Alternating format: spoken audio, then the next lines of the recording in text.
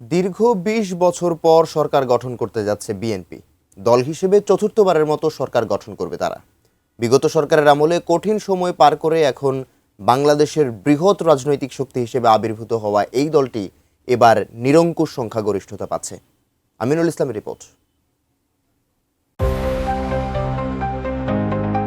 ২০০১ সালের সংসদ নির্বাচনেও বিএনপি নিরঙ্কুশ সংখ্যাগরিষ্ঠতা পেয়ে সরকার গঠন করেছিল। এর আগে শহীদ রাষ্ট্রপতি জিয়াউর রহমানের গড়া এই দলটিকে সাবেক প্রধানমন্ত্রী ও চেয়ারপারসন বেগম খালেদা জিয়া জনপ্রিয়তায় নিয়ে যান।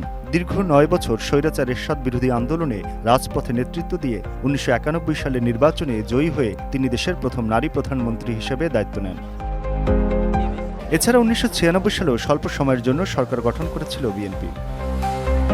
বাংলাদেশের সরকার গঠনের জন্য ৩০০টি সংসদীয় আসনের মধ্যে অন্তত ১৫১টি আসনে জয়ের প্রয়োজন হয়। নতুন বাংলাদেশ গড়তে এলো জুলফিকার স্টিল। জুলফিকার স্টিল, ইস্পাত দৃঢ় অঙ্গীকার। বেসরকারি ফলাফল অনুযায়ী বিএনপি এবার এককভাবে সেই সংখ্যা অতিক্রম করেছে। অন্যদিকে এবারই প্রথমবারের মতো সংসদে প্রধান বিরোধী দল হতে যাচ্ছে জামায়াত ইসলামীর নেতৃত্বাধীন ১১ দলীয় জোট। এর আগে জামায়াত বিএনপির নেতৃত্বাধীন জোটের অংশ হিসেবে সরকার ও বিরোধী দলে থাকলেও এবারই প্রথম তারা প্রধান বিরোধী শক্তি হতে যাচ্ছে।